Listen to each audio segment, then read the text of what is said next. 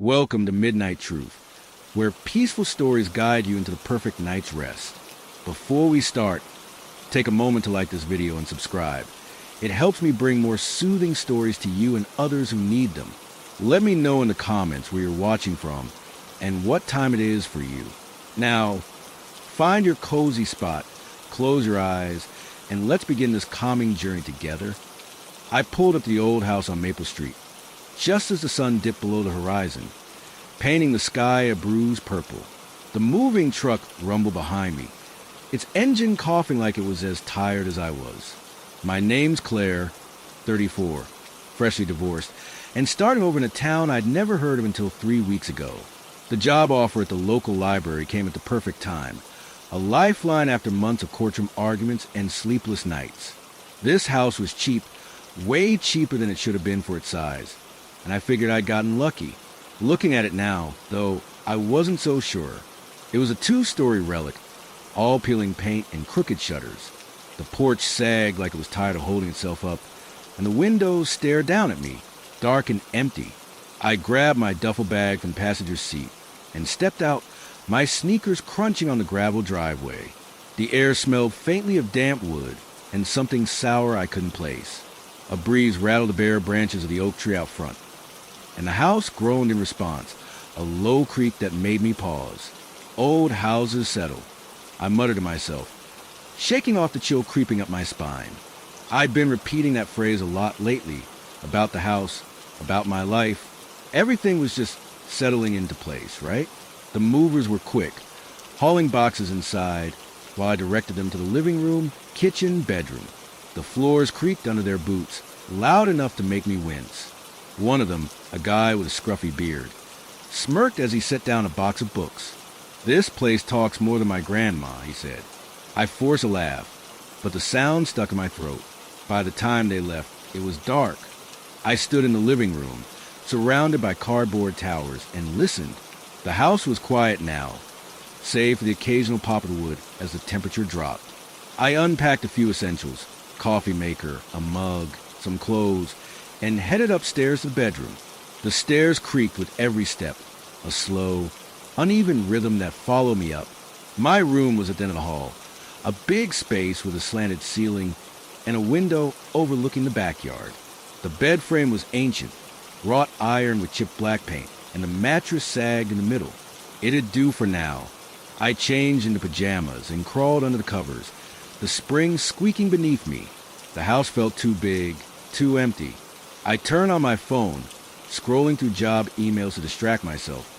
But then I heard it, a faint thump from downstairs.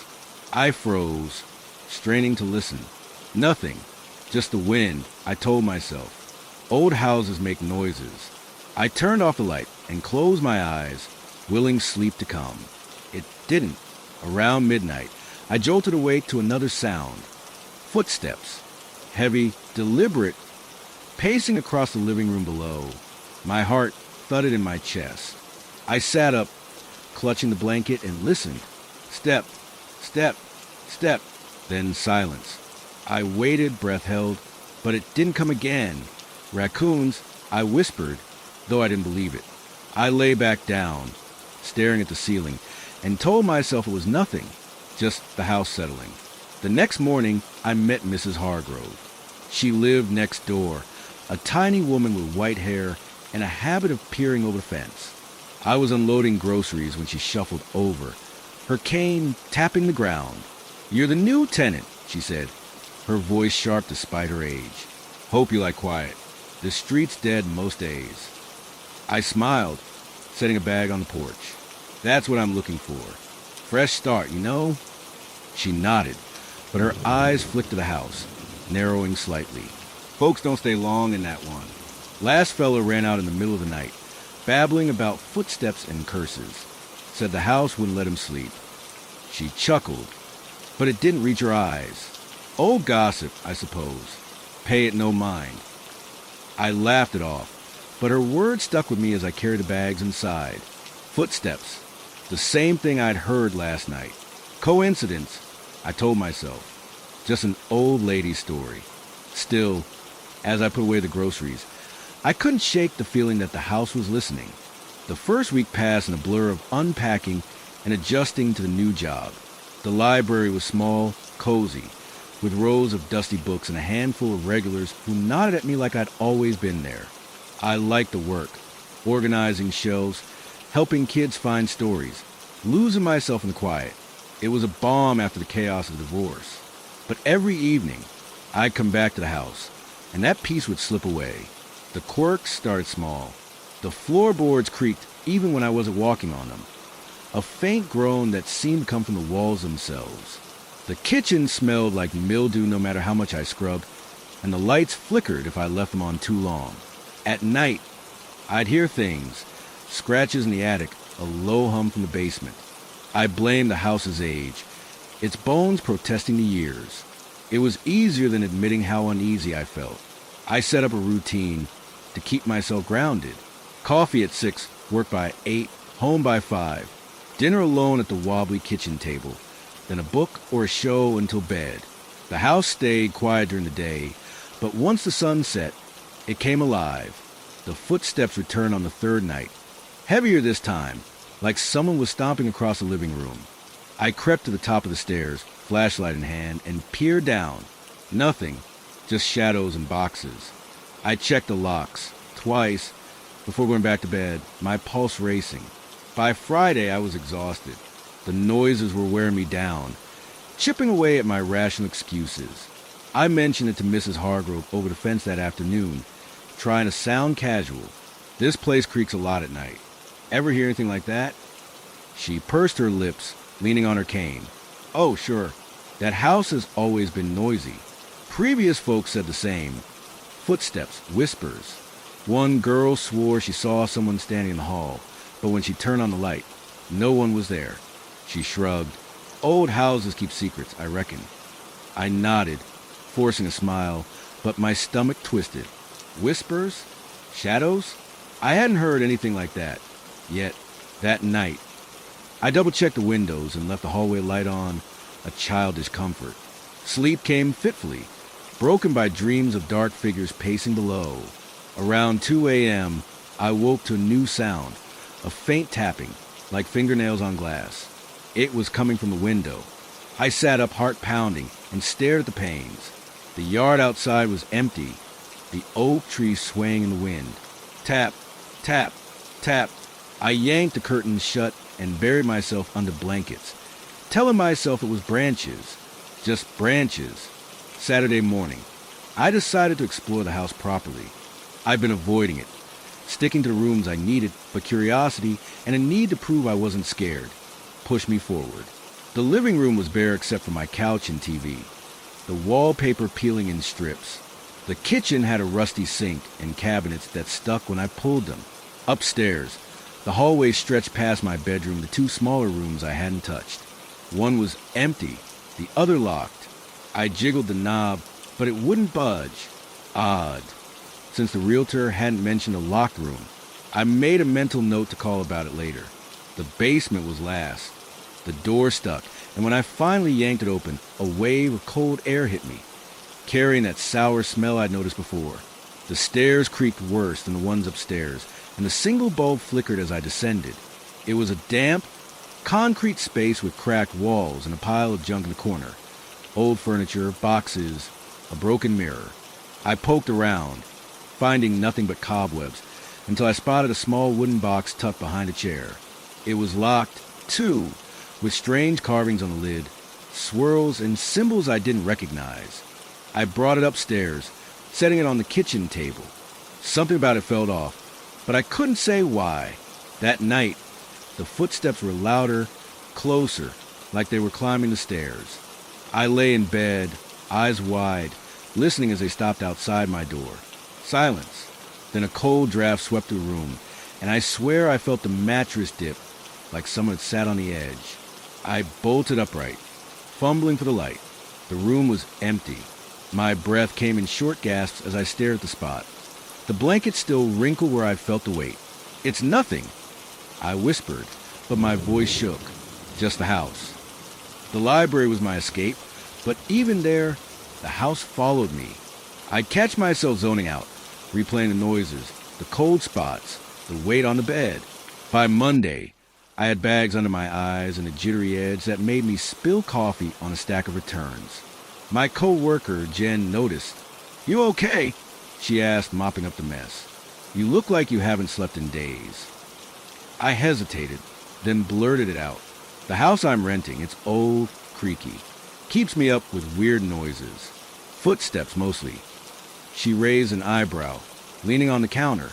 "Maple Street? That big gray one." "Yeah, you know it." She smirked.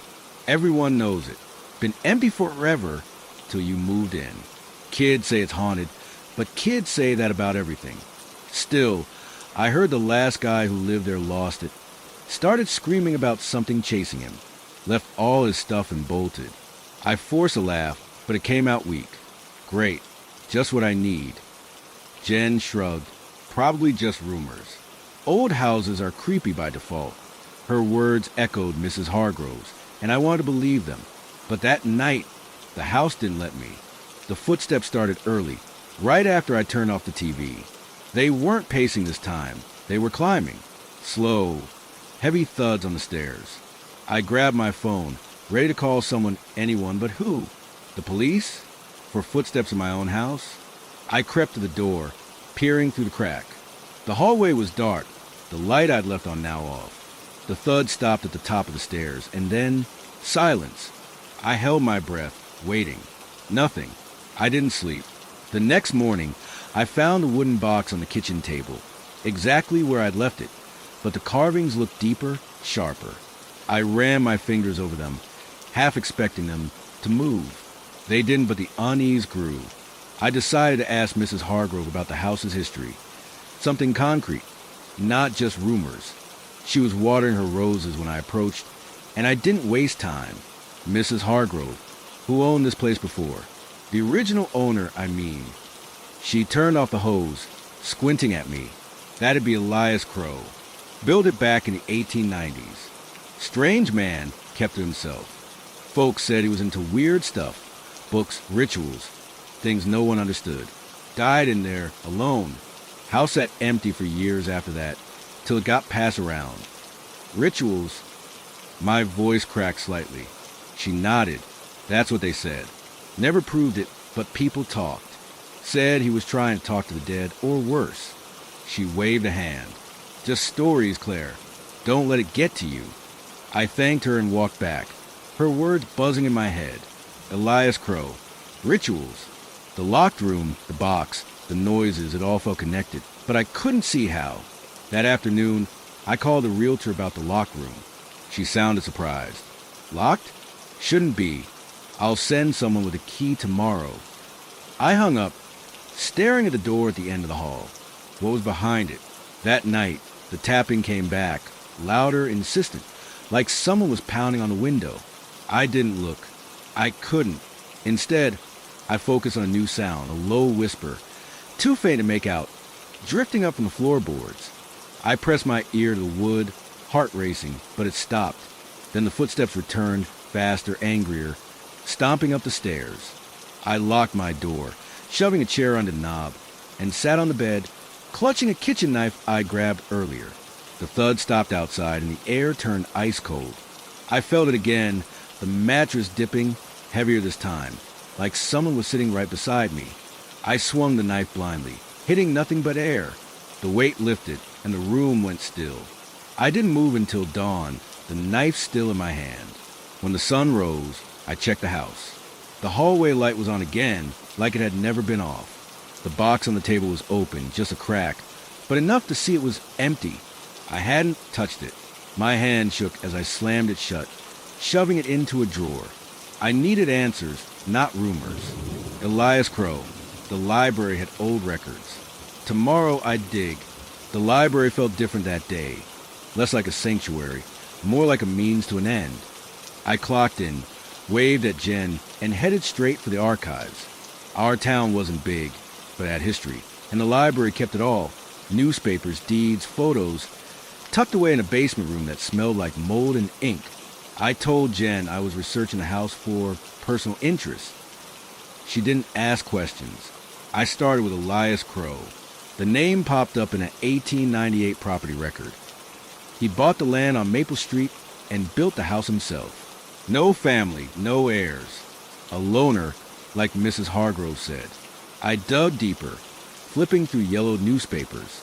A 1902 article caught my eye. Local recluse found dead at home. Elias had been discovered in the basement, slumped over a table, surrounded by books and candles. The coroner called it a heart attack, but the reporter hinted at something else. Strange symbols carved into the walls, a foul odor that lingered for days. Neighbors claimed they'd heard chanting at night for months before he died. I kept going. A 1920s piece mentioned the house being rented out, but tenants never stayed long. One family fled after a week, claiming the walls whispered. Another man was institutionalized after living there, raving about shadows that moved on their own. The stories piled up, each one weirder than the last, and I felt a knot tighten in my chest. This wasn't just gossip.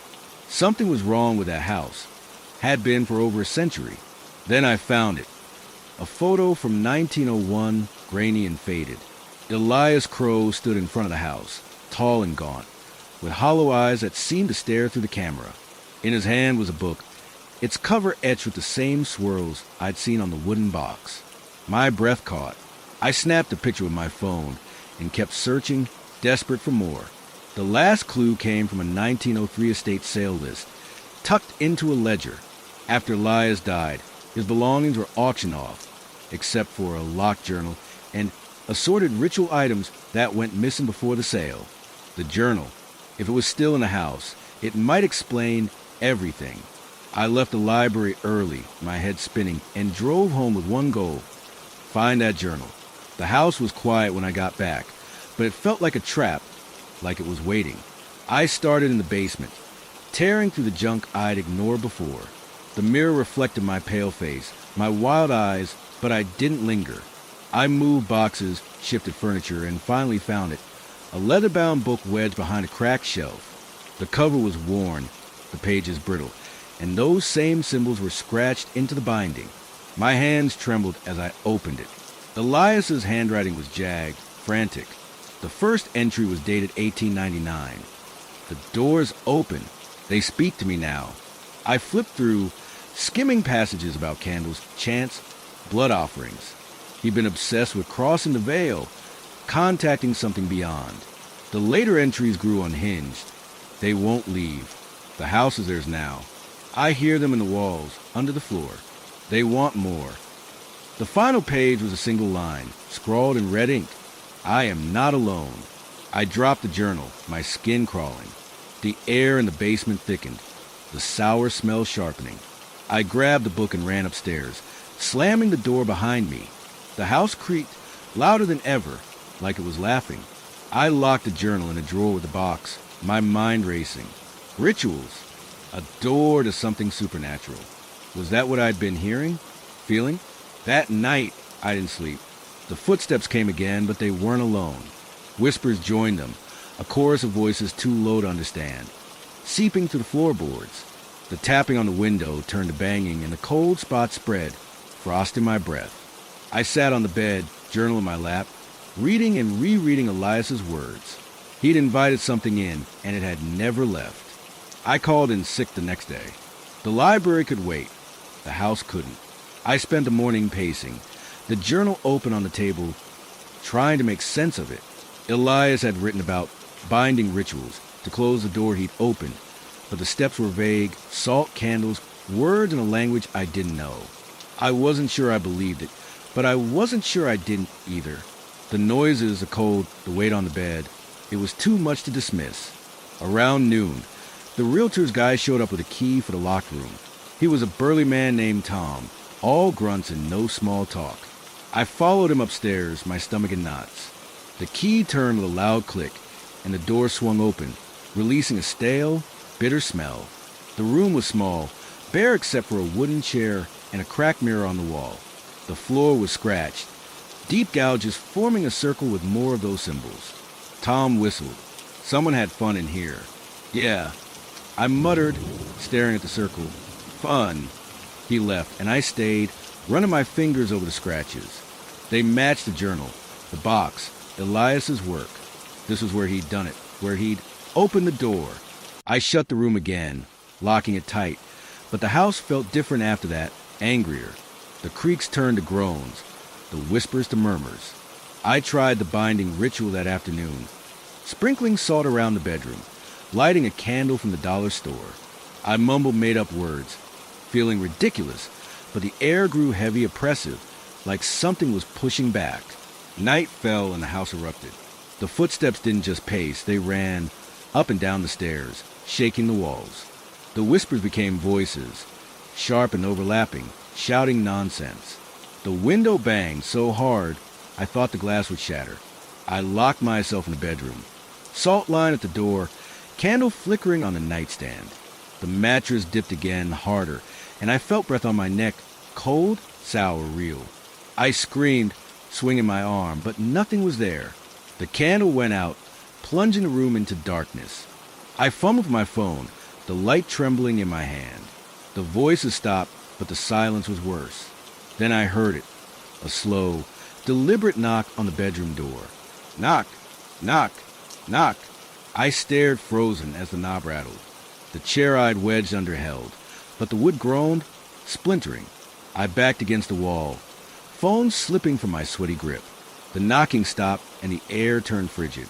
My breath fogged, and in the dim glow of the screen, I saw it. Fingerprints on the window, smudged and black, like they'd been burned into the glass. I don't know how I survived that night. The noises faded at dawn, leaving me curled on the floor, salt scattered, candle wax pooled on the carpet. The fingerprints were gone when I checked, but the room felt wrong, tainted. I couldn't stay like this. I needed help, or I needed out. I went to Mrs. Hargrove that morning, journal in hand, desperation clawing at me. She was in her kitchen, sipping tea, and I didn't wait for an invitation. I spilled everything, the footsteps, the voices, the weight, the journal. Her face tightened as I talked, her knuckles whitening around her mug. You believe me, don't you? I asked, voice shaking. You've heard the stories. She sighed, setting the mug down. I believe something's wrong with that house. Always have. My husband, God rest him, helped a tenant move out back in the 70s. Young man, like you, thought he could tough it out. Came to us one night, white as a sheet, said he'd seen a figure in the basement, tall and thin, with no face. We thought he'd lost it, but he left that same night. Never came back. No face. I whispered, picturing Elias's gaunt frame. She nodded. That's what he said. I've heard other things, too. Folks seeing shadows, hearing voices. Always at night. I told myself it was just talk, but she trailed off, eyeing the journal. What's that say? I opened it, showing her the rituals, the warnings. Elias Crow did something in there. Opened a door to something. I think it's still here. She leaned back, crossing her arms. If that's true, you need more than salt and candles. You need a priest or someone who knows this stuff. I'd leave, Claire. Today. I can't, I said, though I wanted to. I've got nowhere else. And if I leave, what happens to the next person? She didn't answer, just stared at me with pity. I left her house, the journal heavy in my hands. A priest? I wasn't religious, but I was running out of options. That afternoon, I called a local church, fumbling through an explanation. The pastor, Father Daniel, agreed to come by that evening. I've heard of that house, he said over the phone, his tone grim. We'll see what we can do. He arrived at dusk, a wiry man with gray hair and a leather satchel. I showed him the journal, the locked room, the scratches. He didn't flinch, just nodded like he'd seen it before. This is old, he said, tracing the symbols. Occult, not Christian. Elias might have tapped into something he couldn't control. Can you fix it? I asked. He hesitated. I can try, but if it's as strong as you say, it might not be enough. We set up in the living room. Candles, holy water, a cross he pulled from his bag. He chanted in Latin, his voice steady, while I stood by, clutching the journal. The house didn't like it. The floorboards creaked, the lights flickered, and a low growl rumbled from the basement. Father Daniel kept going, splashing water on the walls, but the air grew thick, suffocating. The candles snuffed out one by one, and the growl turned to a scream, high, piercing, and human.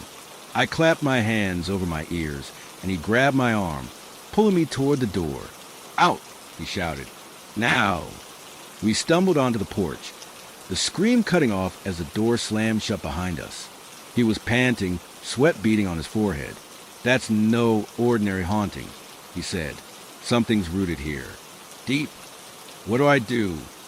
I asked, voice breaking. Leave, he said simply, and don't come back. I didn't leave. Not yet. Part of me wanted to do every sane part. But I'd sunk everything into this house, this job, this fresh start. Running felt like giving up, and I'd done enough of that with a divorce. So I stayed, armed with salt, a flashlight, and a stubborn streak I didn't know I had. Father Daniel's words echoed, but I pushed them down. I'd face it, whatever it was. The house was quiet that day, like it was sulking. I avoided the basement and the locked room, sticking to the kitchen and bedroom. I reread the journal, searching for anything I'd missed. Elias had mentioned a vessel, something to trap what he'd summoned, but he hadn't finished the ritual. The wooden box, maybe? It was empty, but those carvings. I pulled it from the drawer, running my hands over the symbols. If it was a vessel, how did it work? Night came too fast. I salted every doorway, every window, and kept the lights on. The footsteps started at midnight, slow and deliberate, circling the house. The whispers followed, louder, angrier, words I couldn't catch. I sat on the couch, box in my lap, waiting. The air chilled, my breath fogging, and the lights dimmed. Then I heard it, scratching, sharp and frantic, from the ceiling. The attic. I'd never gone up there. I grabbed the flashlight and climbed the stairs, heart pounding. The attic hatch was in the hallway, a pull-down ladder that creaked as I opened it. Dust rained down and the sour smell hit me hard. I climbed, the beam shaking in my hand. The attic was small, cluttered with boxes and old furniture, but the scratching stopped as I stepped up. Silence. Too silent.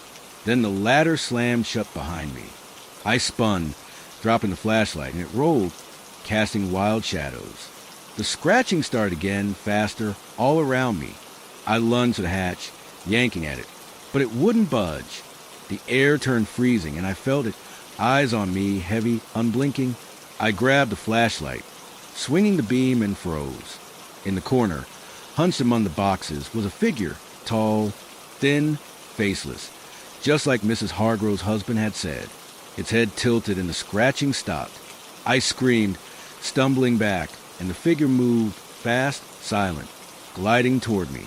I threw the box at it, the wood splintering as it hit the floor, and the figure vanished. The hatch popped open, and I scrambled down, falling onto the hallway floor. The house shook, a deep groan rippling to the walls, and the lights went out. I ran to the bedroom, locking the door, but the noises followed, footsteps, whispers, scratching, all at once. The mattress dipped, the window banged, and the voices screamed, a cacophony of rage.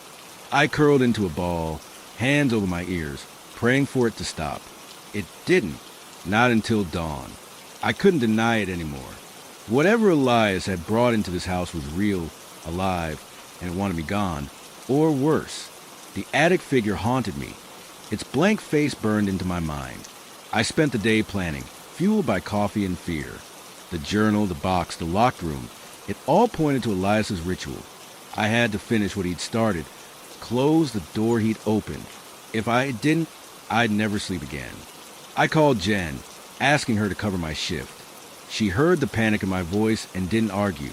Then I went to the hardware store, buying salt, chalk, more candles. Back home, I dragged the broken box upstairs to the locked room, the ritual space. The door was still ajar from Tom's visit, and the scratches on the floor seemed to pulse in the dim light. I drew a circle with chalk, mimicking the journal sketch, and placed the box in the center. Salt lined the edges, candles at the points. I didn't know the words Elias had used, so I improvised, reading his warnings aloud like a prayer. The house resisted. The candles flickered, the air thickened, and the whisper started, soft at first, then sharp, cutting. I kept going, my voice shaking, until the footsteps came, pounding up the stairs. The door slammed open, and the cold hit me like a wave. I lit the candles one by one, and the room darkened, the light swallowed by shadows. The figure appeared in the doorway, tall, faceless, its edges blurring into the dark. It didn't move, just watched, and I felt its anger, its hunger. "Leave!" I shouted, clutching the journal. "This ends now." The figure tilted its head, and the voices exploded, a deafening roar. The candles flared, then died, and the box rattled, the carvings glowing faintly. I grabbed it, slamming it shut, and the figure lunged. I ducked, falling into the salt circle, and it stopped, hovering at the edge. The air crackled, heavy with something I couldn't name, and the whispers turned to screams, high, jagged, tearing at my ears. I pressed my hands to the box, willing it to work, to trap whatever this was.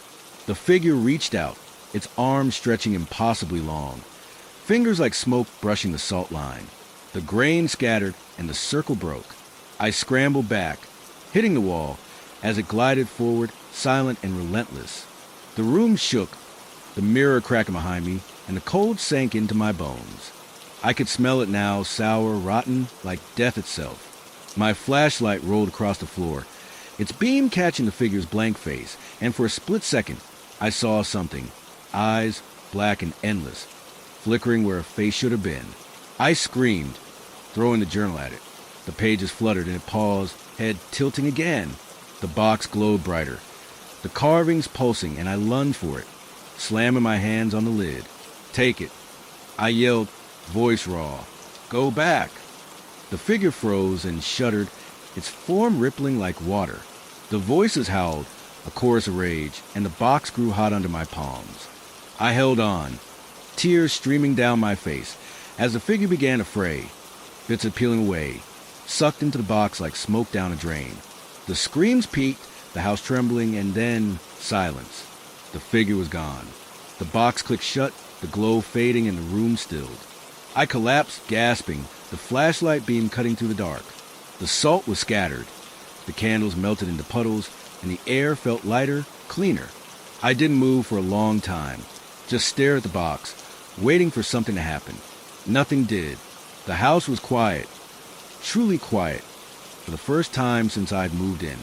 I stumbled downstairs, legs shaking, and locked the box in the kitchen drawer. The journal lay in pieces upstairs, but I didn't care. I'd done it. I closed the door, or so I thought. As I sank onto the couch, exhaustion pulling me under, I heard it. A faint creak, soft and distant, from the basement. My eyes snapped open, but I didn't move. Not yet. The silence didn't last. I'd hoped it would, pray it would, but deep down, I knew better. The house had been playing with me from the start, and that creak from the basement was its way of reminding me who was in charge. I sat on the couch, the box locked away, my hands still trembling from the confrontation in the locked room. The air felt lighter, sure, but it wasn't clean, not really. There was still that faint sour tang, lingering like a bad memory. I didn't sleep that night. I couldn't. Every creak, every sigh of the wind against the windows had me jumping, expecting that faceless thing to glide back into view. The box sat in the drawer, and I kept picturing it, glowing, rattling, spitting that thing back out. By morning, I was a wreck, eyes bloodshot, coffee cold in my mug. I had to know if it was over. I had to check. The basement door stuck when I tried it, like it was daring me to turn back. I yanked harder, and it gave with a groan, the cold air rushing up to meet me. The stairs creaked under my weight, louder than ever, and the bulb flickered as I flipped the switch. My flashlight beam darted around, catching the cracked walls, the pile of junk, the mirror still leaning in the corner. Everything looked the same, except it didn't. The shadows seemed longer, sharper, and that sour smell was stronger, thick enough to taste. I moved slowly, scanning the floor, the corners, anywhere that thing might hide. The journal had called it a vessel, something to trap what Elias had summoned, but what if I'd done it wrong? What if the box wasn't enough? I reached the spot where I'd found the journal. The cracked shelf still tilted against the wall. Something glinted behind it, a shard of glass, maybe, or metal. I crouched, pushing the shelf aside, and froze. It was a key, small and rusted, with the same swirling symbols etched into its head. My heart thudded. Another lock, another secret. I pocketed the key and backed away, the basement feeling smaller, tighter, like it was closing in. The bulb flickered again, then died, plunging me into darkness. I swung the flashlight up, and for a second, just a second, I thought I saw it. A shadow, tall and thin, standing by the mirror. I blinked, and it was gone, but my skin prickled, every nerve screaming to run. I bolted upstairs, slamming the door and shoving a chair against it. The key burned in my pocket. A question I didn't want to answer. What did it open? The box was already unlocked, the locked room too. There was something else in this house, something I hadn't found. I paced the kitchen, the key on the table now, staring at me. The house was quiet, but it wasn't peaceful, it was waiting. That afternoon, I went back to Mrs. Hargrove. She opened her door, took one look at my face, and pulled me inside. "You're still there," she said, half accusing, half worried. "What happened?" I told her about the locked room, the figure, the box. I showed her the key, and her eyes narrowed. "Found in the basement," I said. "I don't know what it's for, but I think it's tied to Elias, to whatever he left behind." She sank into a chair, rubbing her temples. "My husband said something once, years ago, after that tenant ran off. He went down there, looking for anything the man left. Found a trapdoor under an old rug, locked tight. Couldn't open it, didn't try. Said it felt wrong, like something was watching him." "A trapdoor?" My voice cracked. "Where?" "Near the back wall," he said. "Covered up now, probably. Claire, you need to leave. That house is not safe." "I can't," I said, same as before. "Not yet. I need to know what's down there." She shook her head, muttering about stubborn fools. But I was already gone, her words fading behind me. Back home, I tore through the basement again, shoving boxes, kicking aside junk. The rug was there, tattered and filthy, near the mirror. I yanked it back, and there it was, a wooden hatch, flush with the concrete, a rusted lock glinting in the flashlight's beam. The key fit perfectly, turning with a click that echoed too loud. I hesitated, my hand on the hatch. The air coming up through cracks was cold, sour, wrong. I should have walked away. I should have listened. But I didn't. I lifted the hatch, and the darkness below swallowed the light. Stairs led down, steep, narrow, carved into the earth. The smell hit me hard, like rot and wet stone, and I gagged, covering my mouth. The house creaked above me, a low, warning groan, but I stepped down anyway. The stairs ended in a small chamber, walls rough and damp, the air thick with that stench. My flashlight caught something in the center, a stone slab, stained dark, surrounded by more symbols scratched into floor. Candles, long burned out, sat at the corners, wax pooled like blood. And on the slab, a book, not the journal, but something older, its cover cracked leather, the pages curling. I stepped closer, my breath shallow, and opened it. The words were inked in red, smeared and jagged. The doors open. The vessel holds them. They wait. Below it, a drawing, a tall, faceless figure, its arms outstretched, shadow spilling from its form. My hand shook as I turned the page, and the house answered. A deep rumble, shaking the walls, dust raining down. The whisper started again, faint but growing, and I slammed the book shut, clutching into my chest. I ran, the stairs swaying under me, and slammed the hatch closed. The key stayed in the lock.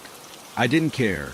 I stumbled upstairs, locking the basement door again, and sank against it, the book heavy in my arms. The whispers followed me, seeping to the floor, and I knew the box hadn't worked. Not fully. Something was still down there, still waiting, and I'd just woken it up. I didn't know what to do with the book. It sat on the kitchen table, its cracked leather cover staring up at me, daring me to open it again. The whispers hadn't stopped. They'd gotten louder, threading through the house like a pulse. The air felt heavy, pressing on my chest, and every creak of the floorboards sounded like a step closing in. I'd found the heart of Elias's madness, and now it was beating again. I tried to eat, to think, but my hands wouldn't stop shaking. The key was still in the trapdoor locked downstairs. I hadn't dared go back for it. The book was enough. I flipped it open again, careful not to touch the pages too long, like they might burn me. The red ink glistened, wet looking even after a century. More drawings followed the first, circles of symbols, a hand reaching from a void, that faceless figure again and again. The words were a mix of English and something else, jagged and unreadable, but one phrase kept repeating. The vessel binds, but the door remains. The box. It had to be the vessel. I thought slamming it shut had trapped that thing, but maybe I'd only slowed it down. The trapdoor, the slab, the book, it was all connected. A ritual Elias hadn't finished. Or maybe he had, and this was a result. A house alive with whatever he'd called up. I needed to destroy it. The book, the box, all of it. Burn it, bury it, something. But the thought of going back to the basement, down those stairs, made my stomach twist. The day dragged on, the whispers growing into murmurs, then voices, low, guttural, overlapping. I caught fragments. Open. Wait. Hers. My name? I couldn't tell. By dusk, the light started flickering again, and the cold spots spread, frosting the windows. I salted the kitchen doorway, a flimsy shield, and sat with a book, trying to find a way out. Elias's journal had mentioned binding rituals, but this book was different, darker, final. One page near the end had a sketch of the stone slab, a figure lying on it, blood pooling at the edges. Below it, the offering seals a door. I slammed the book shut, bile rising in my throat. An offering. Elias had died down there, heart attack. The paper said, but what if it wasn't? What if he'd given himself to finish it? I was about to do that. There had to be another way. I grabbed my phone, texting Father Daniel. It's worse. Found a trapdoor, a book. Help. No reply. He'd told me to leave, and I hadn't listened. Maybe he was done with me. Night fell, and the house came alive. The footsteps returned heavy and fast, circling the kitchen. The windows rattled. The voices screamed, sharp, inhuman, echoing from below. I clutched the book, my back to the wall, and watched the salt line. It held for a while. Then the lights went out, and the air turned frigid, my breath fogging in front of me. The footsteps stopped, and I heard it. A slow, wet scrape, like something dragging itself up the basement stairs. I bolted to the living room, slamming the door behind me, but the scrape followed, relentless. The voices chanted now, a rhythm that shook the walls, and the temperature dropped so fast my fingers numbed. I grabbed the box in the drawer, its carvings cold under my hands, and ran upstairs, the book tucked under my arm. The bedroom was my last stand. Salt, candles, a locked door. I piled furniture against it, my breath hitching, and lit the candles, their flames weak and trembling. The scrape reached the top of the stairs, and the voices went silent. I held my breath, staring at the door. Knock, knock, knock. Slow, deliberate, like a guest waiting to be let in. The knob rattled and the furniture creaked, shifting slightly. I backed to the window, the box and book in my hands, and the mattress dipped, hard, sudden, like someone had dropped onto it. I spun, but nothing was there, just the blanket crumpled, sinking deeper. The door groaned, splintering, and I saw it through the crack. That faceless thing, taller now, its edges fraying into the dark. It didn't rush, didn't lunge, just glided forward, pushing the furniture aside like it weighed nothing. The candle snuffed out and the room plunged into black. The only light my phone's weak glow.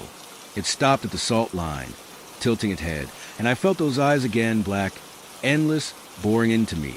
I threw the box at it, the wood shattering against its chest, and it flinched, a low hiss filling the room. The book slipped from my hands, pages fluttering open, and the voices roared back, louder, angrier. The figure reached for me, its arms stretching, smoke-like fingers brushing my face. Cold, so cold, and I screamed, shoving past it, tumbling down the stairs in a blind panic. I hit the living room floor, pain shooting through my leg, and scrambled to my feet. The figure didn't follow, not yet, but the house shook, a deep, guttural moan rippling through the walls.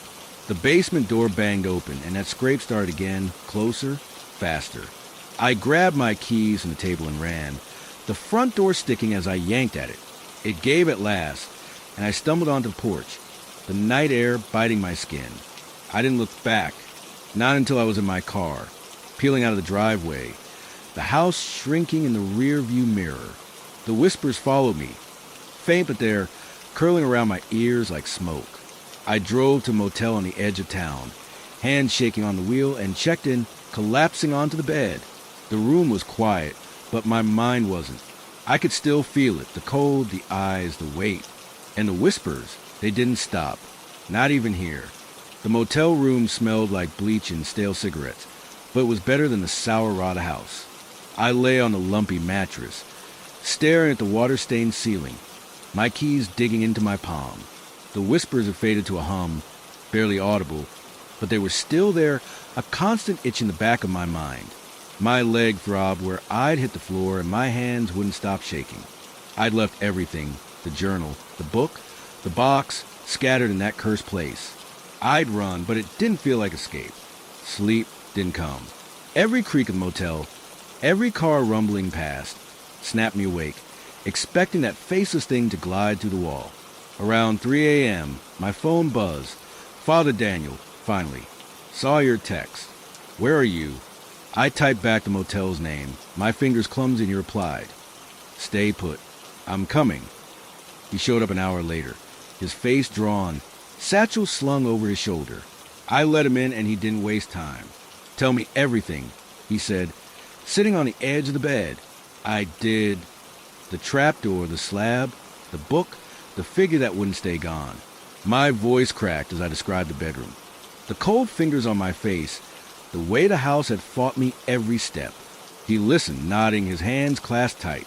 When I finished, he opened his satchel, pulling out a small vial of holy water and a worn Bible. You found the source, he said. That chamber, the slab, it's where Elias did his work. The book you found, it's not just a record. It's part of the ritual, tied to whatever he summoned. So the box didn't work? I asked, my stomach sinking. He shook his head. It might have held it for a moment, but it's not enough. The vessel he meant was likely the slab itself, or something bigger. The house, maybe. And you breaking the box, leaving the book. It's loose now, angrier. You woke it up. I buried my face in my hands, the weight of it crushing me. What do I do? I can't go back there. You don't, he said firmly. We do. I'll call and help. Someone who knows more than me. But we need to seal it. Destroy it if we can. You stay here. No, I said, surprised at myself. I started this. I need to finish it. He studied me, then sighed. Fine, but you follow my lead. No heroics. We drove back at dawn, the sky gray and heavy. The house loomed ahead, its windows dark, the oak tree clawing at the air.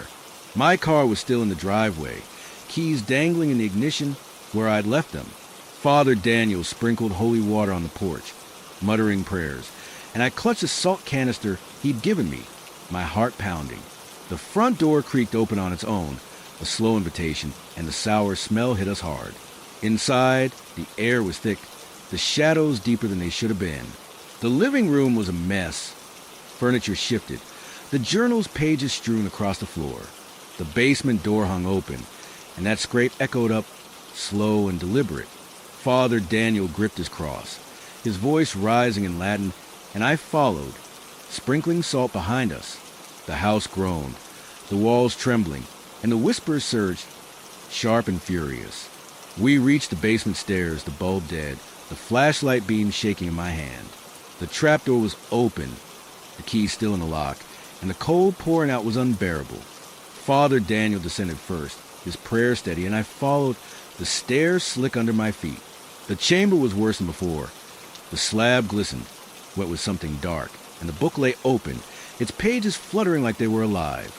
The symbols on the walls pulsed, faint but real, and the air buzzed with that chant, low and relentless. He splashed holy water on the slab, the liquid hissing as it hit, and the house roared, a deep, guttural sound that shook the ground. The figure appeared, not at the stairs but behind the slab, taller, its edges fraying into the dark. Its head tilted, and I felt those eyes again, black and endless. Father Daniel shouted, his voice cracking and thrust the cross forward. The figure hissed, recoiling, but didn't vanish. Salt, he yelled, and I threw it, the grain scattering across the slab. The figure screamed, a sound that clawed at my skull, and the book flared, red ink glowing. I grabbed it, slamming it shut, and the figure lunged, its fingers brushing my arm, ice cold, burning. Father Daniel pulled me back, chanting louder, and the slab cracked, a jagged line splitting it in two. The figure froze, then frayed, its form unraveling like thread, sucked into the crack. The whispers peaked, a deafening wail, and the chamber shook, dust and stone raining down. Out! Father Daniel shouted, dragging me up the stairs. We stumbled through the basement, the house buckling around us, walls groaning, floors splitting. The front door was ahead, and we burst through, collapsing on the lawn as the ground trembled one last time, then stilled. The house stood, silent now, but different, smaller, somehow, its edges softer. My car was gone, swallowed by a sinkhole where the driveway had been. Father Daniel panted beside me, his cross dented, the vial empty. It's done, he said, voice hoarse. I think. I nodded, but I didn't believe it. The whispers were gone, the cold lifted, but I could still feel it. Those eyes, watching. We walked away, leaving the house behind, and I didn't look back. Not once. I didn't go back to the motel. I couldn't, after we left the house. Father Daniel drove me to his church, a small brick building on the edge of town. He said I could stay in the guest room until I figured things out, and I didn't argue. My stuff, clothes, books, everything was still in that house, but I didn't care. I'd rather start over with nothing than step foot in there again. The guest room was plain, a narrow bed, a wooden chair, a cross on the wall. I collapsed onto the mattress, the spring squeaking under me, and stared at the ceiling. The silence was deafening, but it wasn't empty. I kept waiting for the whispers, the footsteps, that cold brush of fingers. They didn't come, but the fear stayed, coiled tight in my chest. Father Daniel checked on me once, his face lined with exhaustion, and left me a cup of tea I didn't touch. Rest, he said. It's over. I nodded, but we both knew it wasn't that simple. The next day, I called Jen. My voice shook as I told her I'd quit, that I was leaving town. She didn't ask why, just said, "Take care, Claire," her tone soft, like she guessed more than I'd said. I hung up and sat there, the tea cold on the table, my hands clasped to stop the trembling. Father Daniel offered to help me find a new place, but I didn't know where to go. The divorce had burned my bridges back home, and this town, Maple Street, had taken what was left. By afternoon, I couldn't sit still. I borrowed Father Daniel's car and drove, not to the house, but past it just close enough to see. The street was quiet, the oak trees still, the house squatting there like nothing had happened. The sinkhole was gone, the driveway smooth, my car nowhere in sight. It looked normal, almost peaceful, but I knew better. I could feel it watching me, even from a block away, those black eyes waiting behind the windows. I turned around, my hands tight on the wheel, and drove back to church. That night, I dreamed of the house. I was back in the chamber, the slab whole again, the book open in my hands. The figure stood over me, faceless, its head tilted, and the whispers filled the air, my name, over and over, Claire, Claire, Claire. I woke up gasping, the room dark, the cross on the wall crooked like it had been knocked askew. I fumbled for the light, my breath foggy in the air, but the cold faded as the bulb flickered on. Just a dream, I told myself. Just a dream. Father Daniel was gone the next morning. Some parish emergency. He'd left a note. I stayed in the guest room, pacing, the walls feeling too close. Around noon, I heard it. A faint creak, soft and familiar, from the hallway. My heart stopped. I grabbed the salt canister he'd left me, creeping to the door and peered out. The hall was empty, the church silent, but the creak came again, slow, deliberate, like footsteps on old wood. I sprinkled salt across the threshold, my hand shaking, and shut the door, leaning against it. It didn't come again, but I didn't relax. I packed what little I had, my phone, my wallet, the clothes on my back, and left a note for Father Daniel. Thanks for everything. I'm sorry. I didn't say where I was going because I didn't know. I just walked, the town blurring past me, until I reached the bus station. The next bus out was to anywhere, a city 2 hours away. a place I'd never been. I bought a ticket with the last of my cash and sat on a bench, the wind biting my skin. The bus rolled in and I climbed aboard, taking a seat by the window. As it pulled away, I kept my eyes on the road, refusing to look back. The town shrank, the church a speck, and then it was gone. I exhaled, leaning my head against a glass, the hum of the engine steady under me. For a moment, I thought I'd made it, left it all behind. Then I heard it, a whisper, so faint I could have missed it, curling up from the seat beside me. Claire. My head snapped around, but the seat was empty, the bus half full of strangers staring ahead. I pressed my hands to my ears, willing away, but it came again, soft, insistent. Claire. The air chilled, my breath fogging, and I felt it, a weight, subtle but real, settling next to me. I didn't scream. I didn't move. I just sat there, eyes fixed on the window, the reflection showing nothing but my own pale face. The whisper faded as the miles stretched on, but the weight didn't. It stayed, cold and quiet, a passenger I couldn't see. The bus stopped. People got off. New ones got on, and I stayed, clutching my ticket stub, the road stretching endless ahead. I don't know where I'll go next, or if I'll ever stop running. The house is behind me, but it's not gone, not really. It's out there, waiting, whispering, and I can still feel those eyes, black and endless, following me. Maybe it'll find someone else to haunt, someone new to move in, or maybe it won't let me go. Either way, I keep moving, listening to the silence, waiting for the next creak, the next voice, the next cold touch in the dark.